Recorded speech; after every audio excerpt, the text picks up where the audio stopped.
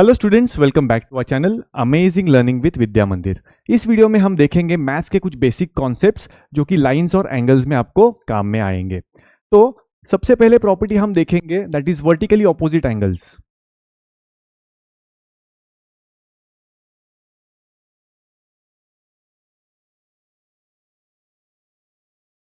Now vertically opposite angles जो होते हैं वो हमें यूज में आएंगे जब दो लाइंस एक दूसरे को कट करेंगे। मतलब whenever there is a formation of such a thing where two lines are intersecting at a single point, यहाँ पे एंगल्स बनने वाले हैं 4।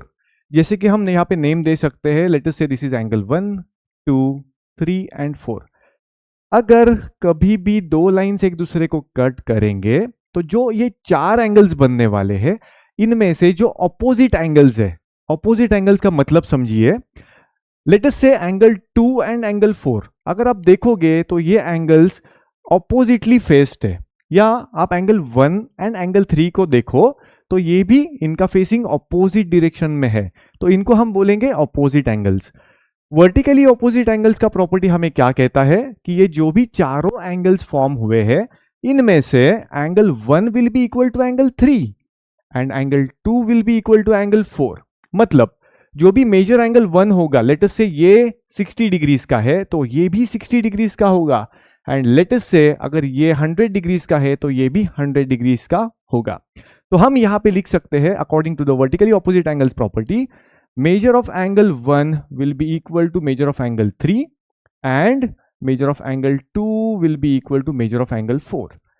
I hope ये प्रॉपर्टी यहां पे आपको क्लियर है। नेक्स्ट हम देखेंगे इसके अंदर में लीनियर पेयर्स क्या होते हैं।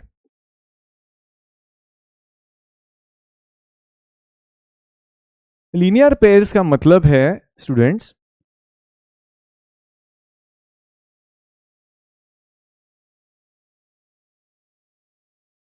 लीनियर पेयर्स हमने देखने के लिए सबसे पहले तो यहाँ पे फॉर्मेशन कैसा होना चाहिए। एक स्ट्रेट लाइन, अगर एक स्ट्रेट लाइन के अंदर में ऐसा कोई एंगल बनता है, मतलब एक स्ट्रेट लाइन है और दूसरा एक रे या दूसरा लाइन उसको अगर कट कर रहा है, तो ये जो एडजेसेंट एंगल्स होते हैं, लेट अस से हम इसे एंगल 5 कहेंगे, इसे एंगल 6 कहेंगे, ठीक है।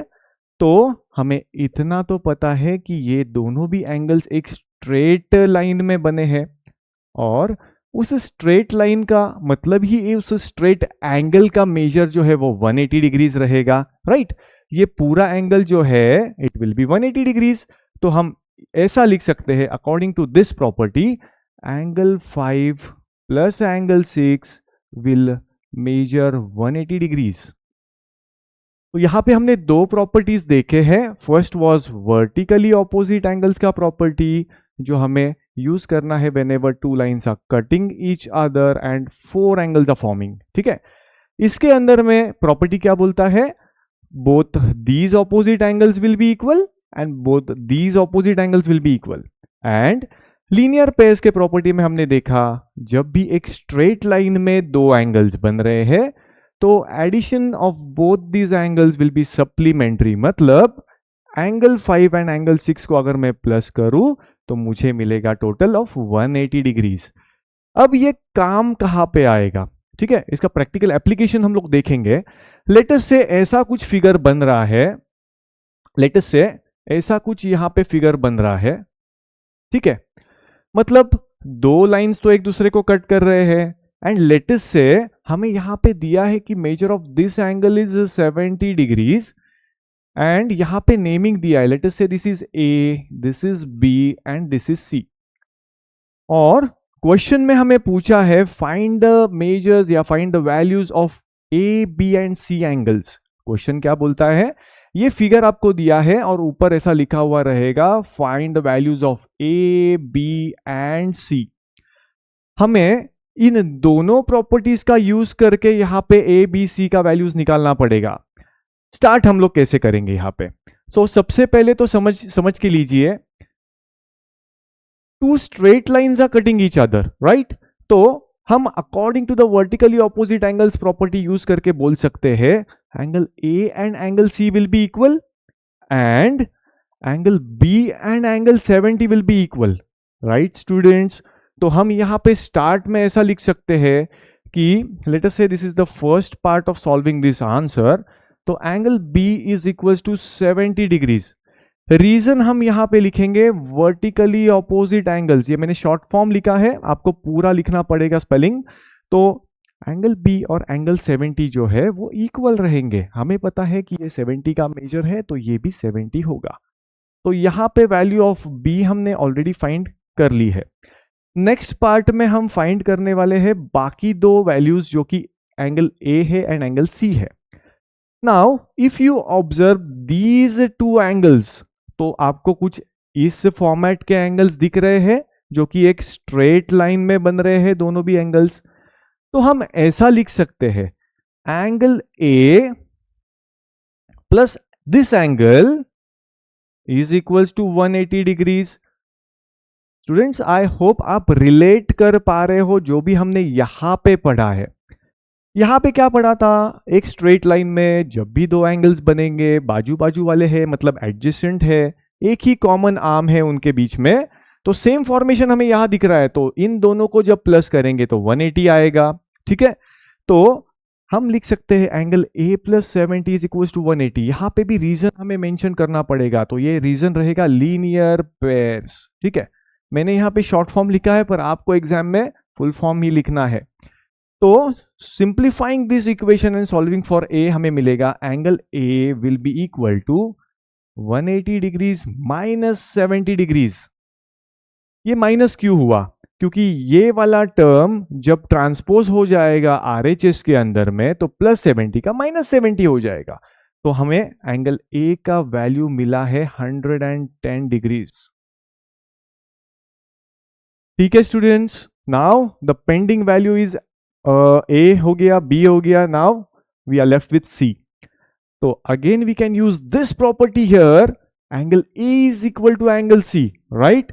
तो ए हमें पता है तो हम डायरेक्टली इसके थर्ड पार्ट में लिख सकते हैं angle C is equal to angle A. Reason यहां पे क्या आएगा बच्चों, yes correct, vertically opposite angles again.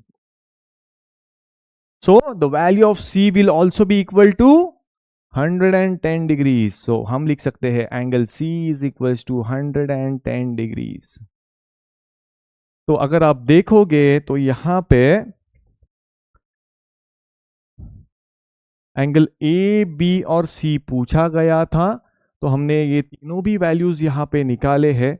हमारा फाइनल वर्क रह जाता है that is the writing final answer in the form of statement. तो क्वेश्चन में पूछा था find the values of A B C, तो हम लिखेंगे answer angle A is equals to 110, angle B is equals to 70 degrees and angle C is equals to 110 degrees, ठीक है। और इसे भी हम हाईलाइट करेंगे।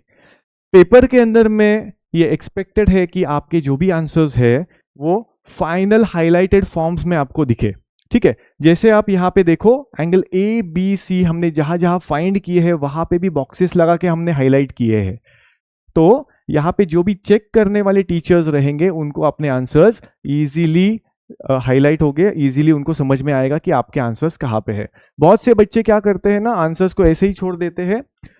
बहुत से टाइम ऐसा भी देखा गया है कि उनका वर्क इतना शाय भी होता है कि टीचर्स को ढूंढना पड़ता है कि बाबा आंसर्स कहाँ पे छिपे हैं आपके आंसर के अंदर में। तो मेन आंसर आपका हाईलाइटेड फॉर्म में रेडीमेड दिखना चाहिए चेक करने वालों को, ठीक है। तो hope this was clear, hope this was informative. Thanks for watching, keep learning, keep sharing.